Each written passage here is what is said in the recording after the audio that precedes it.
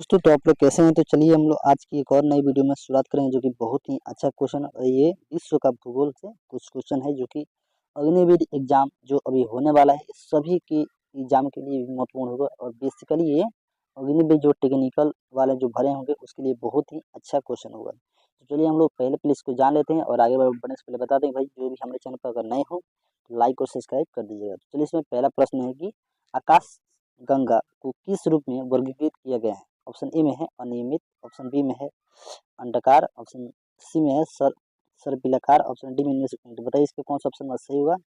पहला का आप लोग फटाफट से आंसर दीजिए इसका। और जिसने भी इसका ऑप्शन नंबर सी को लगाया हुआ यानी सर्पिलाकार उसका बिल्कुल सही हो जाएगा। इसी तरह से हम आ जाएंगे दूसरे नंबर प्रश्न पे। और देखिए दूसरा नंबर प्रश्न में कह रहा है कि पृथ्वी का सबसे निकटतम तारा कौन सा है। बताइए ऑप्शन ए में सूर्य, ऑप्शन बी में है सेटारस, ऑप्शन सी में शनि, ऑप्शन डी में है मंगल। तो बताइए दूसरे का कौन सा ऑप्शन नंबर सही होगा। और दूसरे के बाद जिसने इसका ऑप्शन नंबर सूर्य लगाया होगा उसका बिल्कुल राइट हो जाएगा। इसी तरह से हम आ जाएंगे तीसरे नंबर प्रश्न की ओर। और देखिए तीसरे नंबर प्रश्न हम लोग का ये रहा कि आकार के अनुसार सौर मंडल का सबसे छोटा ग्रह कौन सा है। ऑप्शन ए में बुध, ऑप्शन बी में मंगल, ऑप्शन सी में पृथ्वी, ऑप्शन डी में यूरेनस। तो बताइए तीसरे का कौन सा ऑप्शन नंबर सही होगा। और तीसरे के बाद जिसने भी इसका ऑप्शन नंबर ए को लगाया हुआ यानी बुध उसका बिल्कुल सही हो जाएगा। इसी तरह से हम लोग चलाएंगे चौथे नंबर प्रश्न पे। देखिए चौथे नंबर प्रश्न हम लोग का ये रहा कि पृथ्वी को सूर्य की एक परिक्रमा पूरी करने में कितना समय लगता है। ऑप्शन ए में है 362 दिन, ऑप्शन बी में है 365 दिन, ऑप्शन सी में है 366 दिन, ऑप्शन डी में 355 दिन। तो बताइए चौथे का कौन सा ऑप्शन नंबर सही होगा।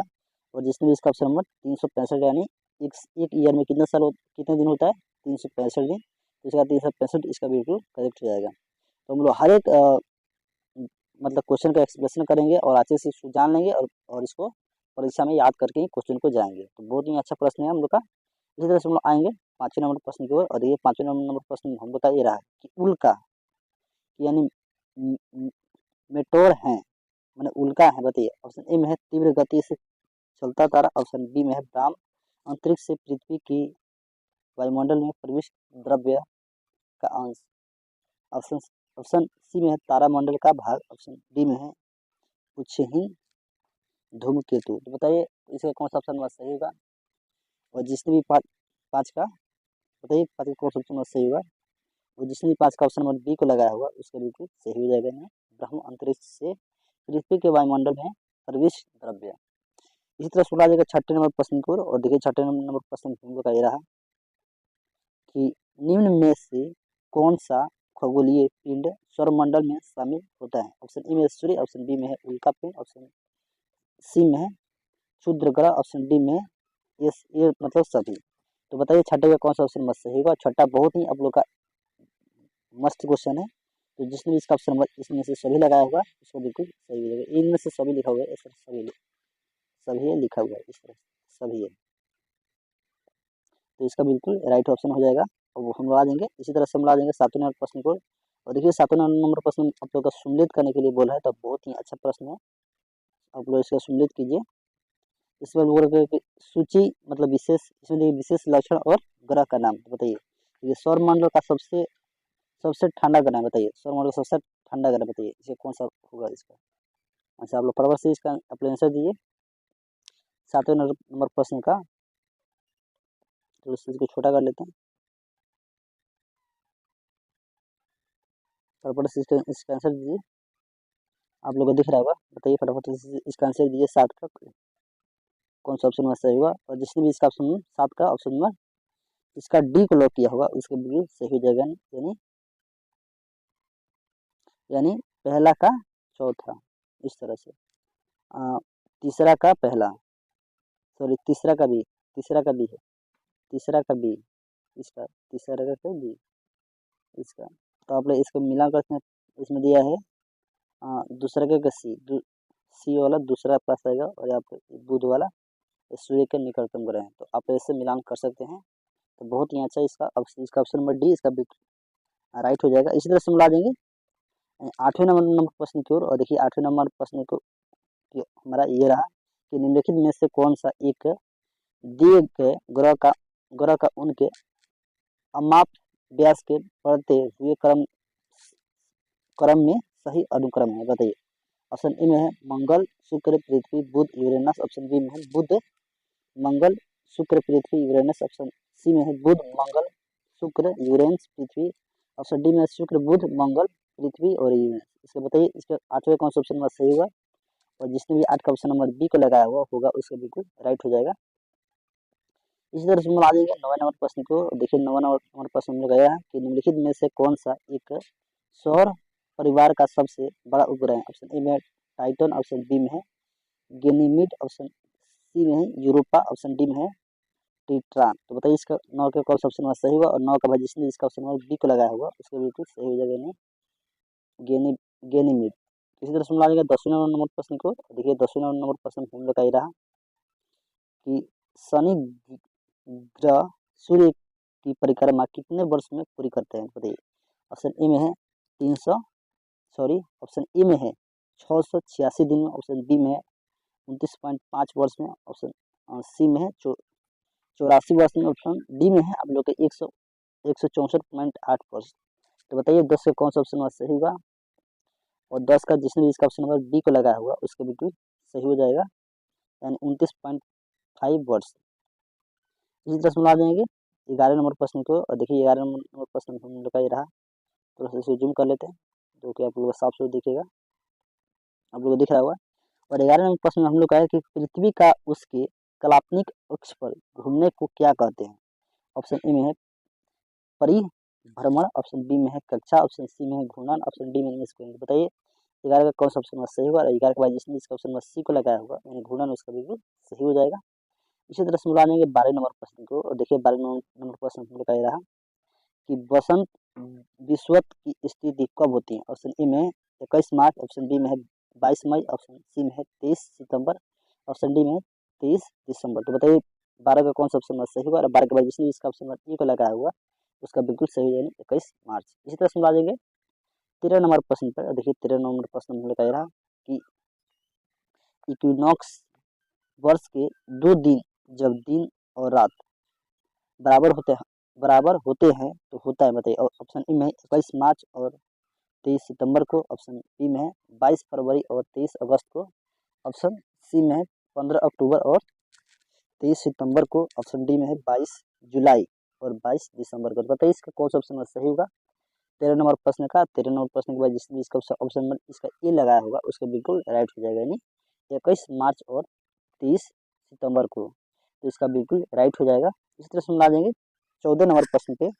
और देखिए 14 नंबर प्रश्न हम लोग का ये रहा कि मकर संक्रांति यानी विंटर सोल्स्टिस को सूर्य की किरणें लंबवत पड़ती हैं। ऑप्शन ए में है कर्क रेखा पर, ऑप्शन बी में है मकर रेखा पर, ऑप्शन सी में है भूमध्य रेखा पर, ऑप्शन डी में है उत्तरी ध्रुव वृत्त पर। तो बताइए इसका कौन सा ऑप्शन सही होगा 14 का, और 14 के बाद जिसने जिसने इसका ऑप्शन नंबर बी को लगाया यानी मकर रेखा पर उसका बिल्कुल राइट हो जाएगा।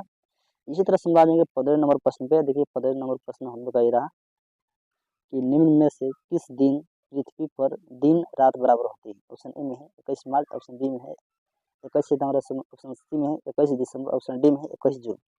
तो बताइए 15 का कौन सा ऑप्शन सही होगा, और 15 के बाद भाई जिसने इसका ऑप्शन नंबर ई को लगाया हुआ उसका बिल्कुल सही हो जाएगा।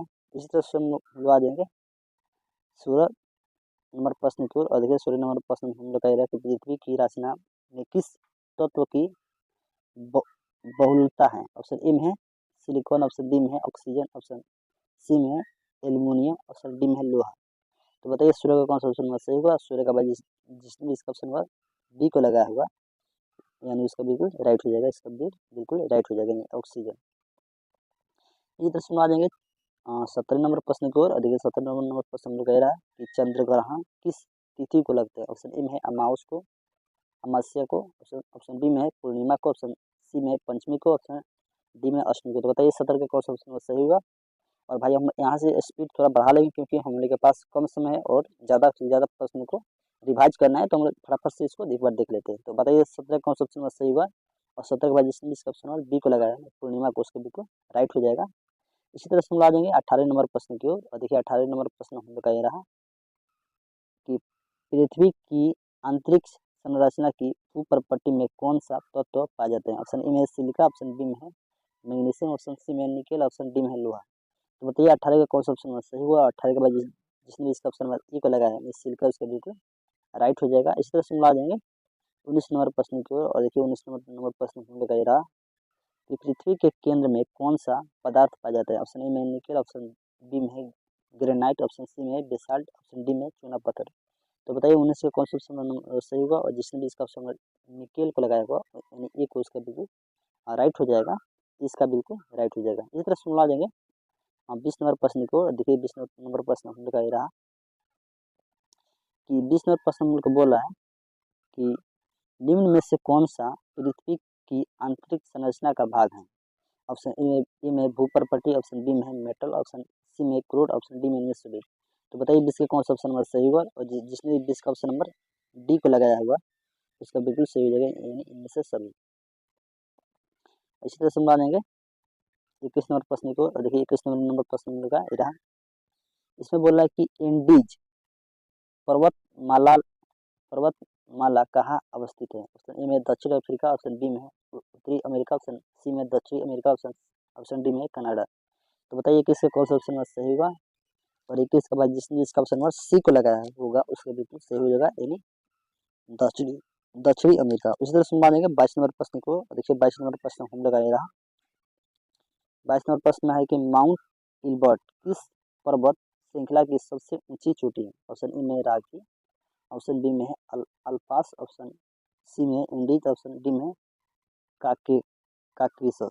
तो बताइए इसका कौन सा ऑप्शन सही होगा 22 का। और जिसने भी 22 का ऑप्शन नंबर इसका ऑप्शन नंबर डी को लगाया हुआ उसका बिल्कुल सही हो जाएगा, काक्रीस इसका बिल्कुल राइट हो जाएगा। इसी तरह सुनवा देंगे 23 नंबर प्रश्न की ओर। और देखिए 23 नंबर प्रश्न में कह रहा है कि पिरनीज पर्वत निम्नलिखित में से किन देशों के बीच स्थित है। ऑप्शन ए में है फ्रांस और स्पेन, ऑप्शन बी में है इंग्लैंड और आयरलैंड, ऑप्शन सी में इटली और फ्रांस, ऑप्शन डी में है बुल्गारिया और यूनान। तो बताइए इसका 23 का कौन सा ऑप्शन में सही होगा। और 23 का बाद जिसने भी इसका ऑप्शन ए को लगाया होगा उसका बिल्कुल सही हो जाएगा, फ्रांस और स्पेन। इसी तरह से मिला देंगे 24 नंबर प्रश्न को। और देखिए 24 नंबर प्रश्न हम लोग का रहा, इसमें देखिए 24 नंबर प्रश्न में बोला कि सम्मिलित कीजिए। तो आप लोग फटाफट से इसको सम्मिलित कीजिए, इसका कौन सा ऑप्शन सही हुआ।